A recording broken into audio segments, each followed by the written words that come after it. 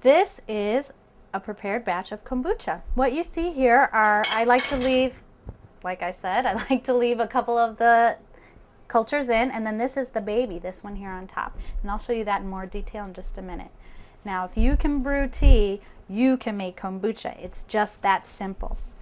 I do a shortcut method wherein instead of boiling the whole gallon of liquid and then waiting forever for it to cool down, I just do 1 quart. So this here is 4 cups of water.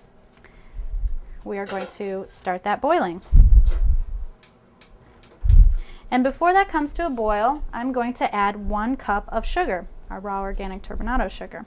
And I'm going to stir while I do that so that the sugar crystals don't stick to the bottom, so that they don't caramelize, because if they caramelize, that can be harmful and also have a bad flavor.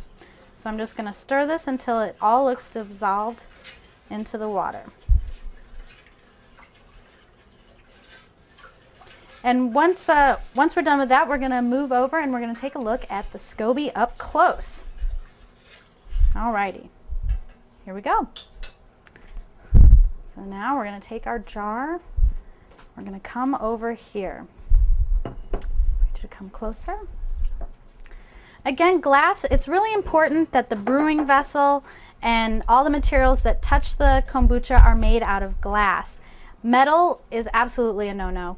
It will leach toxins from plastic, so it's really important that you use unleaded glass. Now, if you don't have, I use a gallon pickle jar from Costco because I love pickles. So you can use a pickle jar, you can use a large bowl, just anything that'll hold a gallon of liquid. So here, let's take out our baby. And see, they're kind of attached. I'm going to rip it off, and there's our baby. And it looks like this is a cellulose structure that the bacteria and yeast build so that they can live in this. And then you can see these back here, these are the little yeasts. They make these little brown glops, so we'll put that in there. We're going to take out our other 2 that are stuck together, and you'll see they're a little bit older, they're a little bit browner in color, but they're still good. Now you're going to need a culture, you're also going to need starter, which once you start brewing, you can get your starter by pouring off from the top about a cup of liquid to cover it up. And this will be your starter for the next batch.